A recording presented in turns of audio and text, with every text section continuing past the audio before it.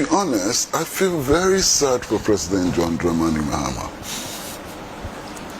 I mean, the betrayal of President John Dramani Mahama is monumental. Yeah, it's true. There's a gentleman who came to the people of Ghana and said, look, there are problems with the country and I want to solve the problems in the educational sector, in health sector and so on. He proclaimed a reset agenda. And he appointed people to assist him to realize that objective.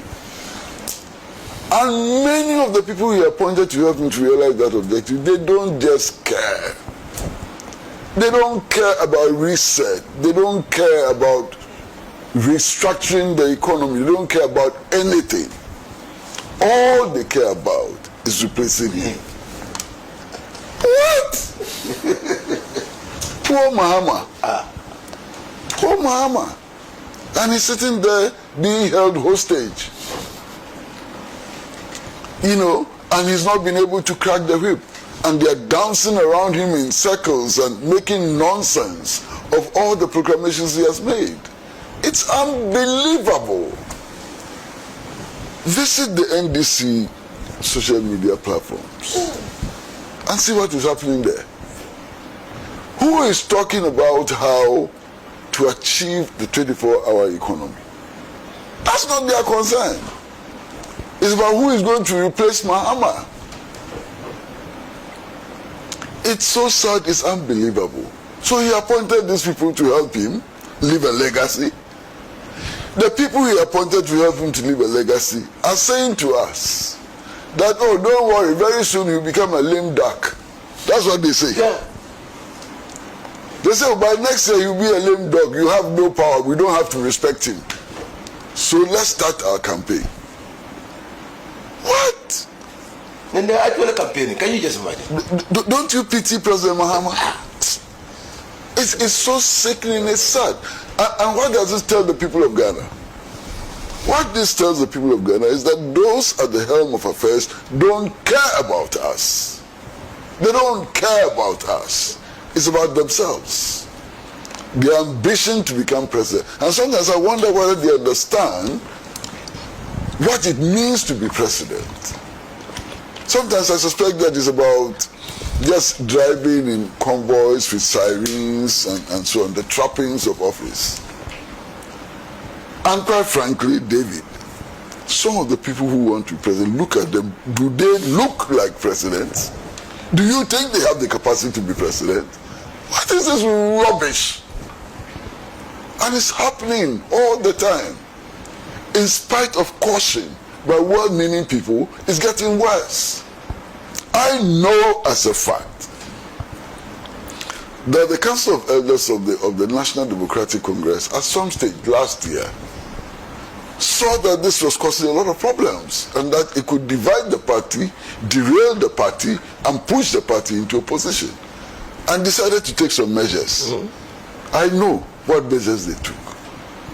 And I know who went to the Council of Elders of the NDC to promise that they were going to stop. Have they stopped? It's getting dirtier and dirtier every day. It's sickening. Look, I want to read portions of what Mustafa Bandi said, how it is reported in the Hawk newspaper. It says, a storm is brewing inside the ruling National Democratic Congress as fears mount that the party could be tearing itself apart over who succeed President John Dramani Mahama. At the center of the drama is Mustafa Foyo Bandi, Deputy General Secretary in charge of operations and also a senior figure at the presidency, who has thrown a political hand grenade into the heart of the debate over succession. In a blunt intervention that has sent shockwaves through the party, Mustafa posed the explosive question, what if there is no flag bearer raised? His warning comes amid growing claims that senior party figures are quietly positioning themselves for power, sparkling what critics are calling early succession games. Inside government, Mustafa didn't hold back accusing ambitious party members of turning internal politics into a free-for-all where anyone with influence is allegedly trying to build a war chest ahead of a future contest.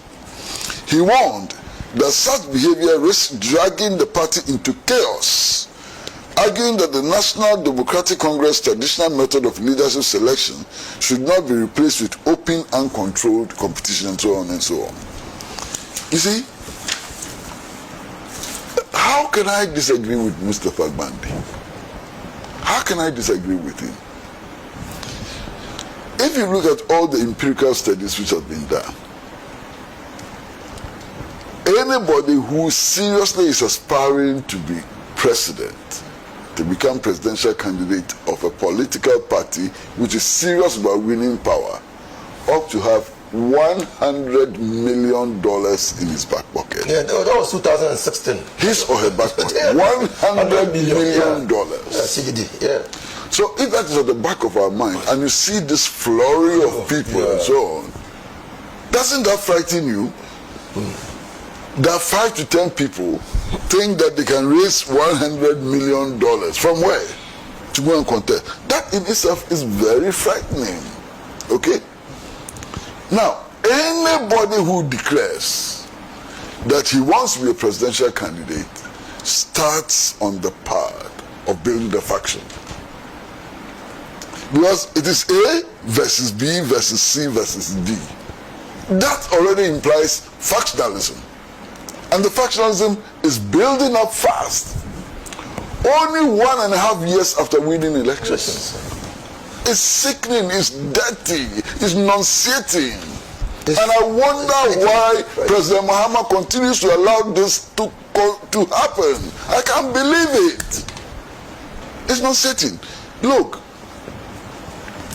I have ears that hear some things.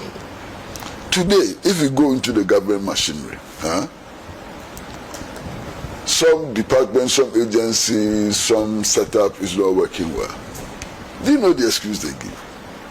So, they are not getting financing for a project because the finance minister is interested in becoming president. And because he knows that I won't support him, he doesn't want me to succeed. It's all over the place. How do you tolerate that in government if you want to succeed? How do you tolerate that in government if you want to succeed? You see, the body things that you see, ministers talking to each other and so on, it's all superficial. Because deep down, everybody has a dagger ready to stab the other so that they become presidents. And it's happening. Oh, it's frightening. And what the example is given. Why is it not frightening? It's frightening. Why are you asking whether it's happening? It's automatic. Yeah, it's frightening, yeah. You see, if you have 2 ministers who all are determined to compete to succeed President Dramani Mahama, do you think they will cooperate? Because every minister wants to outshine the other. What they have now is competition.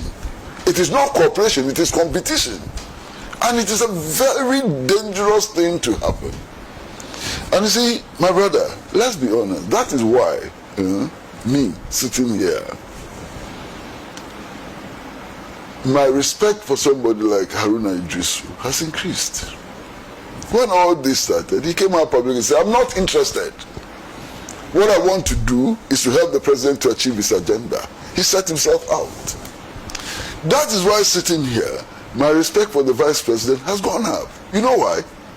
Because anytime she has been asked whether she's interested in succeeding Mahama, she says no. Her priority is to make sure that President Mahama succeeds. Anything after that is another matter. The priority now is to make sure that the NDC and the president succeeds in delivering the promises that they made to the electorate. It's not about who replaces him. Why? The mandate is for 4 years. Yes. The mandate is for 4 years. We have entered the 17th month after assuming office. All the key promises, how many of them have been achieved? And you are not focusing on achieving the key promises that you made to the people. Your focus is on pursuing a reckless ambition. It's unbelievable. Completely unbelievable. Completely unbelievable. And in any case, all those clamoring to replace Mahama and so on, do they think that if President Mahama is not able, President Mahama and the NDC are not able to deliver the promises they made to the people of Ghana, any of them can become president? Their becoming president is contingent on the success of this administration, not on their beauty or their handsomeness or the size of their pockets and so on. It's about meeting, satisfying the people of Ghana, and they are not concentrating on that. All their concentration is on this useless, and excuse my language, there's no other word for it, stupid competition for power. It's unbelievable. But you see, in the long run, who is to blame? In the long run, who is to blame? Why is President Mahama not cracking the whip? Why is he not sacking them? Why is he sitting there for people to dance tango around him and mess his administration? They are messing him up. They are messing him up completely. The people he has appointed are not focusing on the job. They've shifted their focus from the job to personal ambition, and it is time for them to go. It is time, if President Mahama is serious about delivering on the promises that he has made to the people of Ghana, he needs an entirely new team which is focused on the job, not on personal ambition. Why? What is happening? It's so sickening, it's unbelievable. So sickening. You understand? And I want to hope that President Mahama will crack the whip. I want to hope that he will get a team which is focused on delivering the job. A team who will not be sitting down telling the public that he will soon become a lame duck. A lame duck. A team which will work with him to the finishing line. You understand? A team which will be loyal to him. A team which will share his vision till the last day of his office. Not a team which is waiting for 18 months to election to dump him because he's a lame duck. Why? When he hears people referring to him as somebody who is just about to become a lame duck, how does he feel? What? President Mahama, you... Can somebody make this argument that these are presidential ambition procedures and the maneuverings that are so happening are just necessary evils? My brother, listen to me carefully. Listen to me carefully. Who is making the argument? Leadership does not arise out of self-declaration. Empty self-declaration. That is not how leadership arises. Leadership arises out of commitment to a common goal. Today, if people in this administration are seen to be working hard to solve the problems of Ghana and so on, they emerge as leaders. Yes.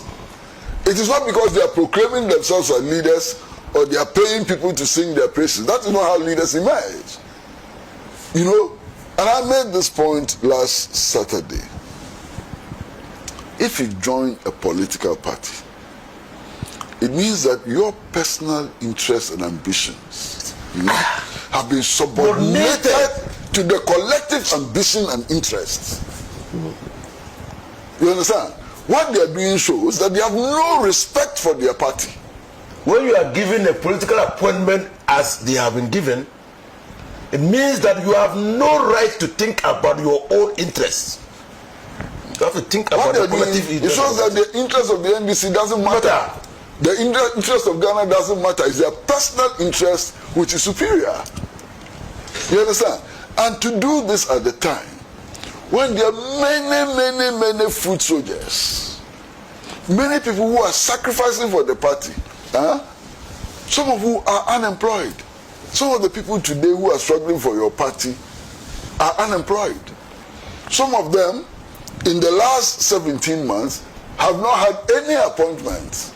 Some of them in the last 17 months don't know how to feed their families and so on. And you are not concerned about that. You are interested in going ahead. As for you alone, you become minister, you become so and so, you continue to rise. The rest, you don't care about them. Who are you? What do you think you are? It's so sickening. I think that what Mustafa Gandhi has said is perfect.